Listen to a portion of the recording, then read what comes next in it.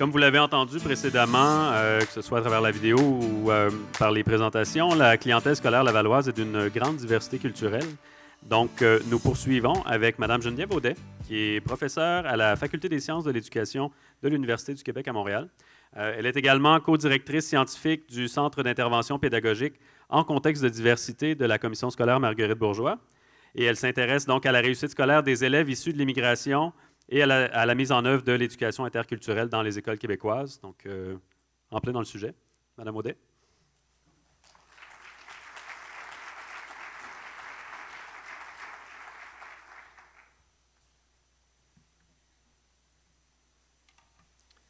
Alors, bonjour. Merci pour l'invitation.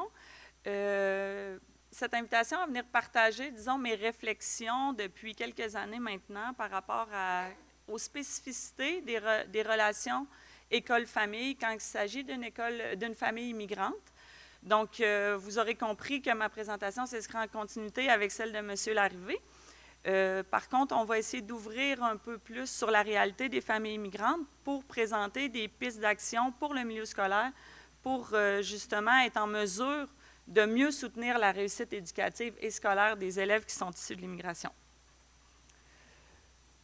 Donc, je ne suis pas certaine qu'il y aurait cette diapo-là. Donc, pourquoi en fait s'intéresser aux relations école-famille immigrantes-communauté? M. Larrivé a parlé déjà de certains avantages de s'intéresser à ça, mais je dirais que quand on s'intéresse particulièrement aux élèves issus de l'immigration, et puis là, je vais le préciser tout de suite, quand je parle des élèves issus de l'immigration, c'est les premières et les deuxièmes générations ensemble. Donc, quand on s'intéresse à eux et sur des facteurs quantitatifs pour expliquer leur réussite, si on a entre autres leur lieu de naissance, leur langue maternelle, la langue parlée à la maison, le niveau de défavorisation, leur sexe, leur statut générationnel, donc le fait qu'ils sont première ou deuxième génération. Quand on essaie de comprendre la réussite scolaire, on peut quand même juste expliquer 30 % de leur diplomation quand il s'agit d'élèves issus de l'immigration. Puis pour les élèves non francophones ou allophones, on peut seulement expliquer 50 %. Donc, c'est dire que les facteurs quantitatifs n'expliquent pas tout de la réussite scolaire des élèves issus de l'immigration.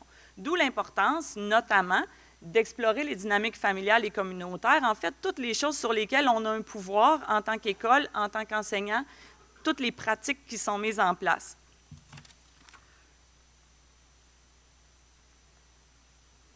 Donc, en fait, premièrement, les familles immigrantes, il n'y a pas une famille immigrante, il y a des familles immigrantes avec des profils diversifiés. Je dirais que, étant donné qu'on a une immigration qui est sélectionnée, le profil de la plupart des familles immigrantes est favorable. Quand on se compare à d'autres pays où ce n'est pas de l'immigration sélectionnée, on a un profil globalement favorable. Donc, la plupart ont une immigration planifiée. Donc, plus de 80 % qui sont dans les catégories indépendantes et familles. Donc, habituellement, c'est l'immigration planifiée. L'immigration économique est importante. 60 % connaissent le français à leur arrivée.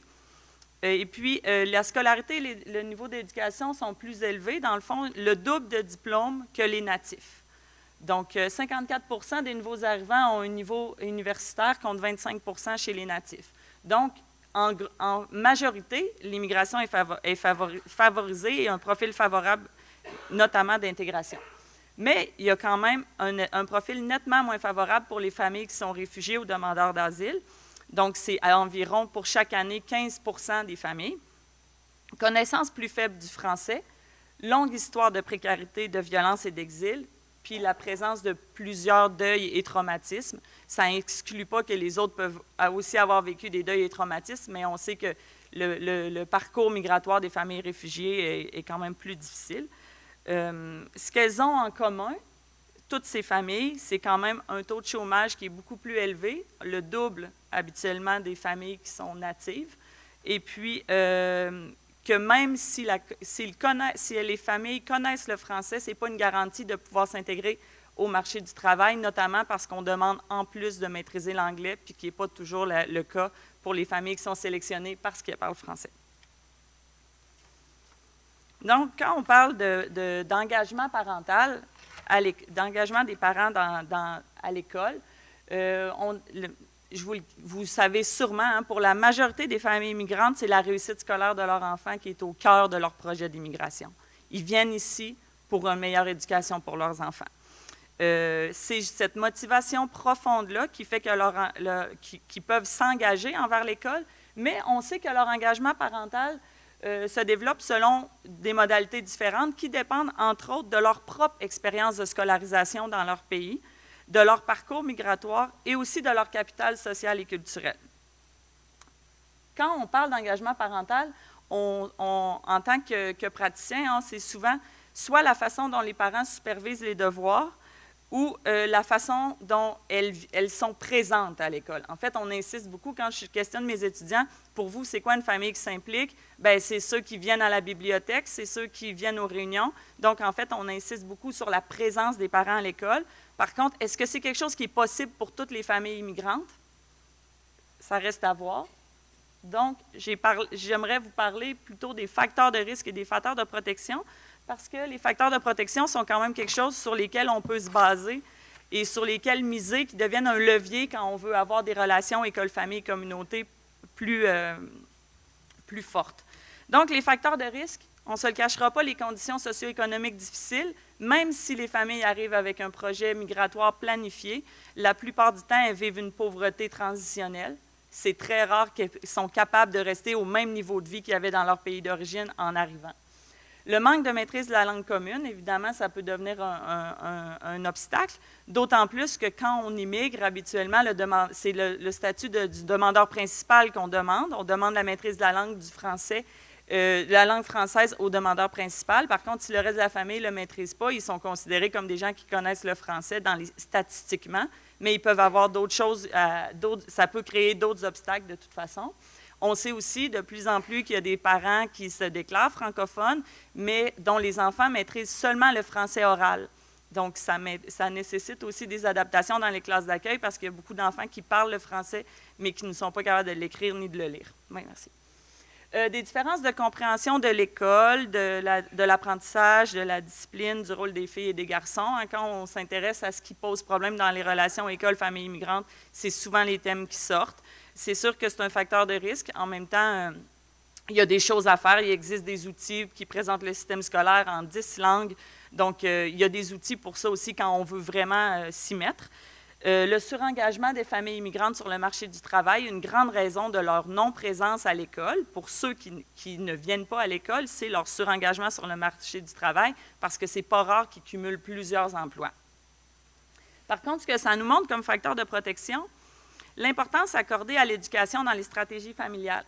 Quand on questionne des enseignants sur qu'est-ce qui va bien avec les familles immigrantes, qu'est-ce qui va bien avec les élèves, les parents sont toujours d'accord, c'est toujours l'éducation en premier. Ils veulent pour leur enfant, des fois presque trop, mais il y a quand même beaucoup d'importance qui est accordée. Puis ils ont les attentes très élevées envers leurs enfants.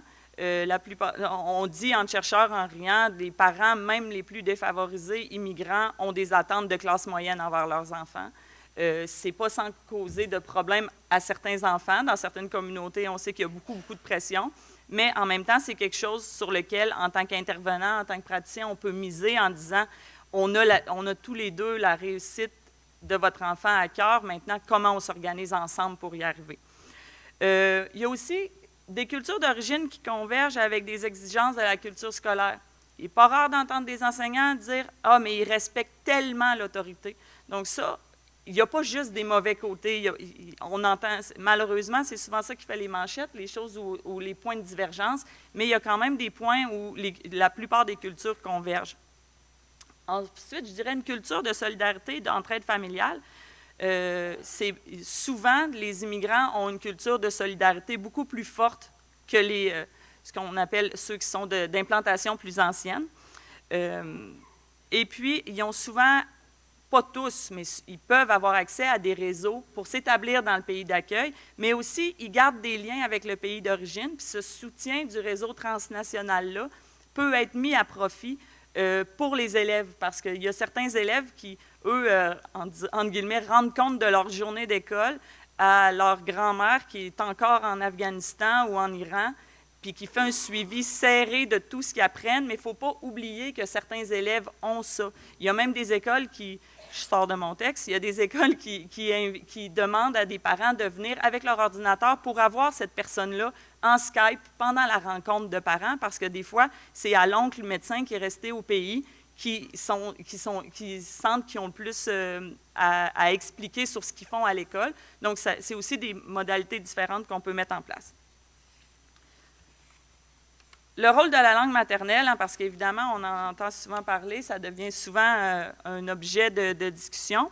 On n'oublie pas que 60% des immigrants parlent français, arrivent avec la connaissance du français. Donc, je comprends quand on dit dans les documents que le fait qu'il y a des immigrants, ça nécessite des classes adaptées, mais pas pour tous. Il y a beaucoup d'immigrants qui arrivent qui sont francophones, et puis peut-être qu'il y a d'autres choses que des classes adaptées dont ils vont avoir besoin. C'est des choses qui sont en discussion aussi, parce que le fait d'être en classe d'accueil, c'est un programme d'intégration linguistique, scolaire et sociale. Ce n'est pas juste du français pour du français. Donc, peut-être que le pendant, intégration scolaire et sociale, pourrait être éventuellement aménagé pour certains élèves qui arrivent au secondaire, mais qui parlent déjà français. Donc, pour les familles allophones, c'est certain que la langue représente un obstacle. Par contre, ce qu'on sait, c'est que ceux qui ont déjà un capital culturel, qui ont déjà été, les familles immigrantes allophones qui ont déjà été en contact avec le système scolaire dans leur autre pays, ont les ressources pour le faire. Ils vont en trouver s'il faut, mais ils sont capables d'être en lien avec l'école, ne serait-ce qu'en ayant des interprètes. Pour ceux qui en ont moins, par contre, qui ont moins de capital culturel et social, c'est ceux-là qui ont besoin des organismes communautaires. Donc, vous me voyez venir, ils ont besoin d'organismes communautaires pour faire le lien avec l'école puis la famille. Au Québec, on a documenté 6 modes de collaboration de familles immigrantes avec les écoles. Je n'en parlerai pas toutes. Michel, j'ai mis toutes les références si ça vous intéresse, mais je ne parlerai pas de... Disons que celui qui est le plus prégnant en milieu pluriethnique, c'est un 4e modèle qui s'appelle la collaboration avec espace de médiation. Donc, en fait, des familles dont les enfants réussissaient ont documenté leur façon de collaborer avec l'école. Puis la plupart du temps, beaucoup de familles ne vont même pas à l'école, mais elles collaborent avec l'école. Elles collaborent par le biais d'un espace de médiation qui s'appelle un organisme communautaire ou un agent dédié aux relations école-famille-communauté qui a différentes dénominations. Là, je ne veux pas faire de favoritisme, mais les intervenants communautaires scolaires, agents de développement, agents de liaison, tout ça.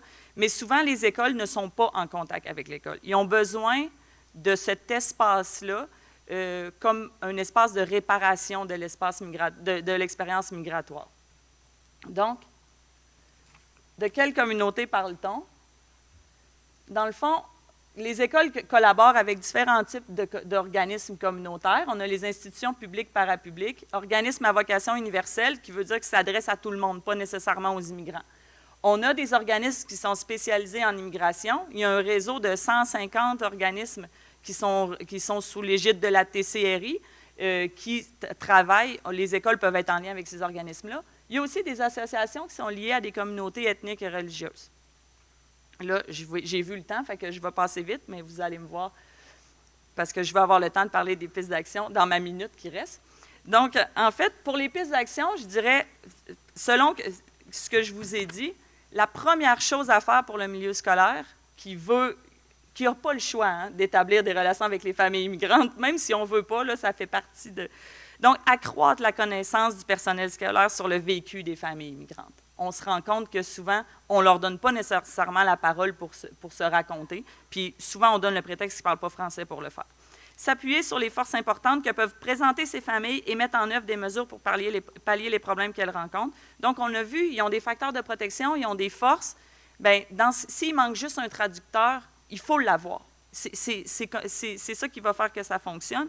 Avoir des psychologues aussi, des travailleurs sociaux, surtout pour les familles immigrantes, les familles réfugiées. Reconnaître pleinement la légitimité des parents immigrants ou d'autres personnes de la famille élargie, parce que ce n'est pas toujours le père ou la mère qui va venir. Dans certaines communautés, il y a l'oncle ou il y a quelqu'un qui représente la communauté. Il y a même certaines écoles qui accueillent le parent avec l'imam de la mosquée, parce que c'est cette personne-là qui est légitime aux yeux des parents, mais il doit l'être aussi aux yeux de l'école. Donc, être ouvert à une variété de modèles de collaboration. Donc, ça ne se déploiera pas toujours de la même façon, être en collaboration avec l'école quand c'est avec une famille immigrante. Impliquer les familles immigrantes dans la définition des projets qui les concernent. Demandons-leur ce dont elles ont besoin au lieu de leur dire « voici ce qu'on pense que vous avez besoin ». Ils vont vous le dire s'ils n'ont pas assez d'informations. Ils vont vous le dire s'ils ont besoin que le site web de l'école soit traduit en plusieurs langues. Mais il faut leur demander de quoi ils ont besoin. Je dirais pour finir, inclure les organismes desservant la population issue de l'immigration en général ou des communautés spécifiques dans les liens avec la communauté. C'est bien beau, c'est parfait de collaborer avec la bibliothèque, de collaborer avec le C3S, ou le CIUS, là, ou le CIS, ici c'est le CIS, mais s'il y a des organismes auxquels vous savez que les élèves, que vous savez que les élèves fréquentent, il faut que l'école aille vers ces organismes-là aussi, parce que c'est là qu'on va trouver la légitimité en tant que praticien pour parler aux parents. Souvent, ils ne se sentent pas légitimes de venir à l'école, puis s'ils ne se sentent pas maintenant, on a des choses à faire si on veut collaborer pour vrai pour la réussite des élèves. Voilà.